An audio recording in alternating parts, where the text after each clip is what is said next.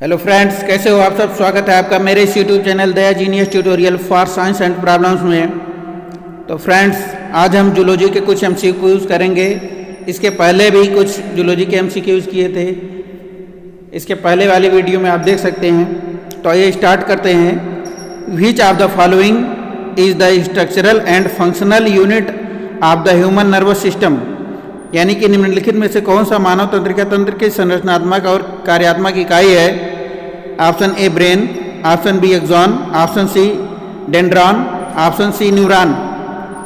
तो जो न्यूरॉन होता है वो हमेशा और हमेशा मानव तंत्रिका तंत्र की संरचनात्मक और क्रियात्मक इकाई होती है, इसलिए ऑप्शन डी यहाँ पे राइट आंसर होगा। नेक्स्ट क्वेश्चन पे चलते हैं, उसके पहले इसका एक्सप्लेनेशन देखते हैं। Neuron is the nerve cell with all its branches. It is the structural and functional unit of the nervous system and is the longest size 100 centimeter body cell of human. Hindi में देखिएगा, इसकी व्याख्या है। Neuron अपनी सभी शाखाओं के साथ तंत्रिका कोशिका है। यह तंत्रिका तंत्र की संरचनात्मक और कार्यात्मक इकाई है और मानव की सबसे लंबी आकार 100 सेमी शरीर की कोशिका है। अगला क्वेश्चन देखिएगा। What does corpus callosum connects in human brains, यानी कि मनुष्य के मस्तिष्क में कार्पस कैलोसम क्या जोड़ता है। Option A 2 optic lobes, option B bone and muscle, option C 2 cerebral hemisphere, option D 2 lobes of pituitary gland, यानी 2 ऑप्टिक लोब को जोड़ता है या फिर हड्डी और मांसपेशी को जोड़ता है, या फिर 2 सेरेब्रल गोलार्ध को जोड़ता है, या फिर पिट्यूटरी ग्रंथि के 2 लोब को जोड़ता है। तो यहाँ पे जो मानव मस्तिष्क में कार्पस कैलोसम होता है वो 2 सेरेब्रल हेमिस्फीयर यानी कि 2 सेरेब्रल गोलार्ध को जोड़ता है, इसलिए ऑप्शन सी यहाँ पे राइट आंसर होगा। इसका एक्सप्लेनेशन देखिएगा।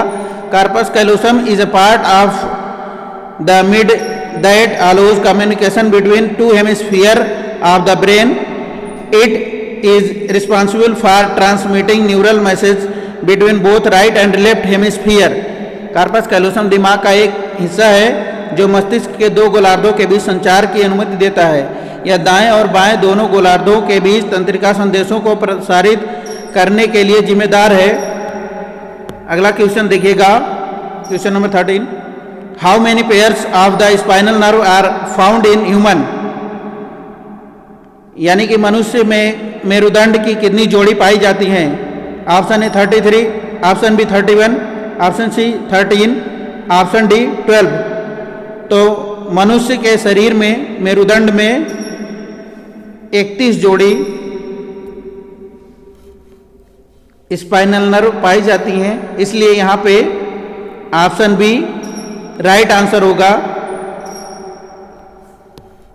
इसका एक्सप्लेनेशन देखिए। Spinal nerve rises from spinal cord, यानी कि स्पाइनल कार्ड से स्पाइनल नर्व राइज होती है। In humans there are 31 pairs, they are 8 cervical, 12 thoracic, 5 lumbar and 5 sacral, 1 coccygeal. Each pair connects spinal cord with specific region of the body. मेरुदंड की रीढ़ की हड्डी निकलती है। मनुष्यों में 31 जोड़े होते हैं, वे 8 ग्रीवा, 12 वक्ष, 5 काट, 5 त्रिक और 1 अनुमस्तिष्क हैं। प्रत्येक जोड़ा रीढ़ की हड्डी को शरीर के विशिष्ट क्षेत्र से जोड़ता है, यानी कि इसमें देखा जाए तो 12 जोड़ी सीने में, 5 जोड़ी ये लंबर पेट के रीजन में, फिर सैक्रल नीचे के रीजन में और 1 कॉक्सिजियल होता है। अगले क्वेश्चन पे चलते हैं, क्वेश्चन नंबर 14।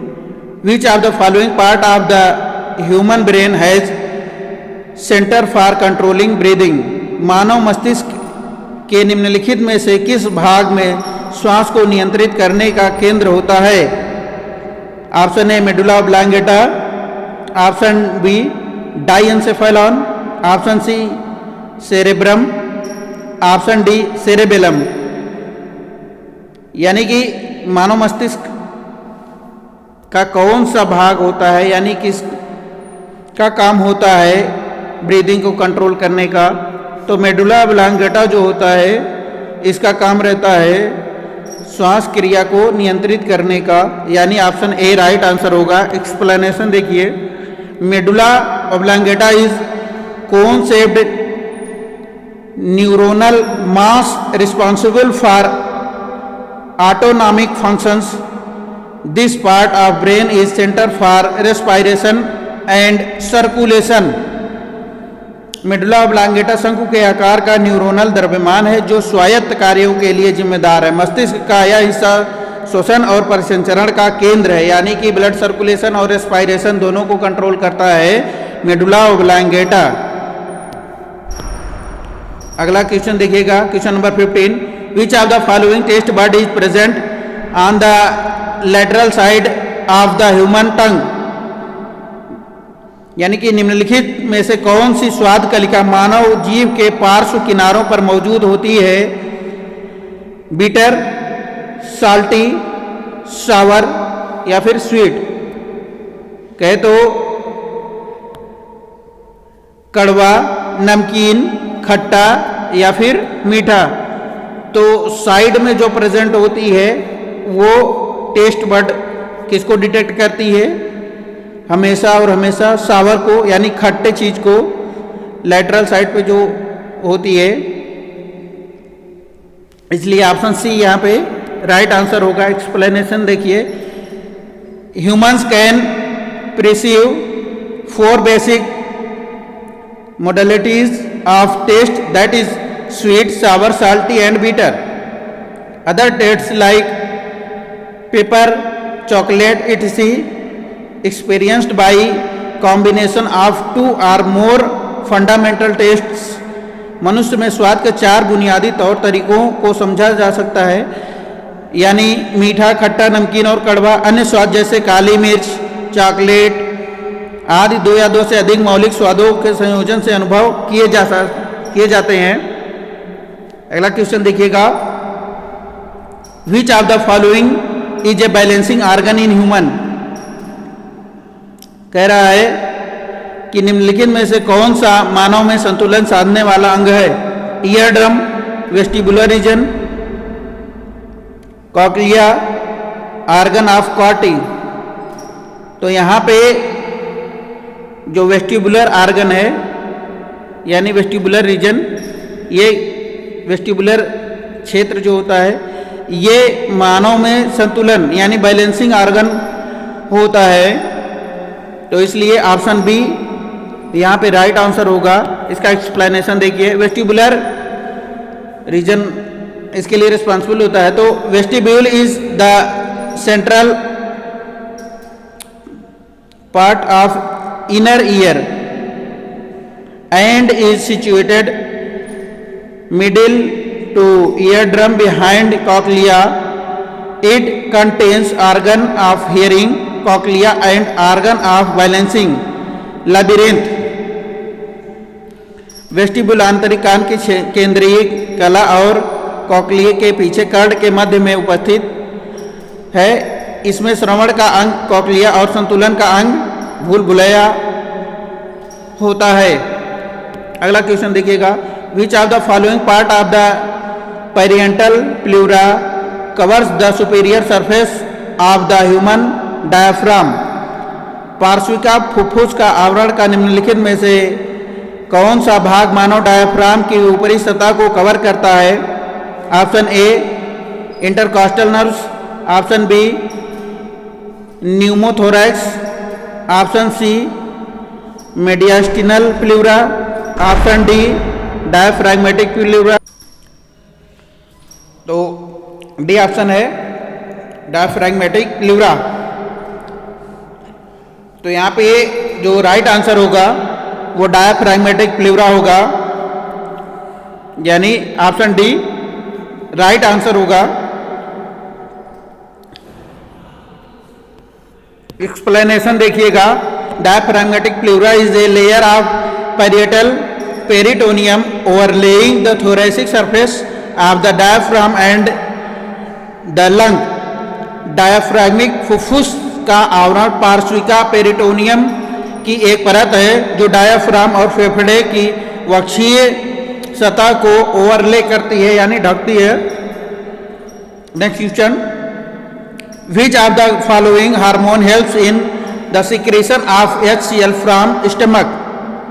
निम्नलिखित में से कौन सा हार्मोन पेट से HCl के स्राव में मदद करता है? गैस्ट्रिन या फिर सिक्रेटिन या फिर पेप्सिन या फिर रेवनिन। तो यहाँ पे जो गैस्ट्रिन है ये पेट से HCl के स्राव में मदद करता है, इसलिए ऑप्शन ए राइट आंसर होगा। एक्सप्लेनेशन देखिएगा, gastrin is a hormone that is produced by G cells in the lining of the stomach and upper small intestine. Gastrin stimulates the stomach to release gastric acid. Gastrin एक hormone है जो पेट और ऊपरी छोटी आंत की परत में जी कोशिकाओं द्वारा निर्मित होता है। गैस्ट्रिन गैस्ट्रिक एसिड को छोड़ने के लिए पेट को उत्तेजित करता है। Next question, which of the following cells in the pancreas make insulin? Option A epithelial cells, option B hepatic cells, option C germ cells, option D islet cells. यानी कि अग्न्याशय में निम्नलिखित में से कौन सी कोशिका इंसुलिन बनाती है? उपकला कोशिकाएं या फिर हेपेटिक कोशिकाएं या फिर रोगाणु कोशिकाएं या फिर आइलेट कोशिकाएं।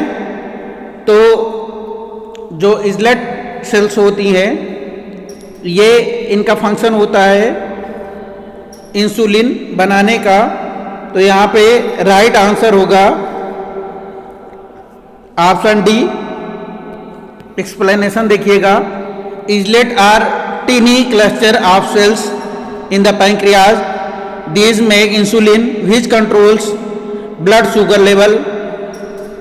यानी कि इजलेट्स अग्न्याशय में कोशिकाओं के छोटे समूह होते हैं, ये इंसुलिन बनाते हैं जो ब्लड शुगर लेवल को कंट्रोल करता है।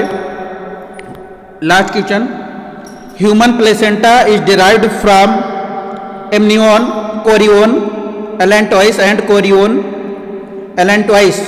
मानव प्लेसेंटा किससे प्राप्त होता है? ये ब्लैंक स्पेस है, इसको बनना है। एमनियन से या फिर कोरियन से या फिर एलेंटॉइस और कोरियन से या फिर एलेंटॉइस से। तो मानव प्लेसेंटा कोरियन से प्राप्त होता है, यानी ऑप्शन बी राइट आंसर होगा। यहाँ पे ब्लैंक स्पेस में कोरियन लिखा जाएगा। एक्सप्लेनेशन देखिएगा, human placenta is derived from Korean.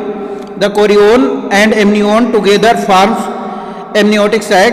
Manav placenta chorion से प्राप्त होता है, कोरियन और एमनियन मिलकर एमनियोटिक थैली बनाते हैं। तो friends, thank you for watching video कैसा लगा हो कमेंट में बताइएगा। वीडियो अच्छा लगा हो तो चैनल को सब्सक्राइब कीजिए, वीडियो को लाइक कीजिए, शेयर कीजिए। Thank you, love you all friends, bye bye.